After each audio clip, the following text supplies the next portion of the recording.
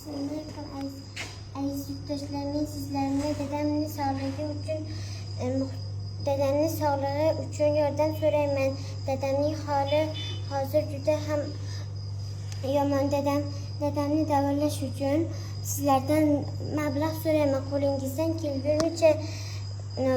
Qo'lingizdan kelgunicha yordam beringizlar. Mana shu ukamizni hozirgi aytganimizdek 2 marta jigar operatsiyasini o'tkazgan.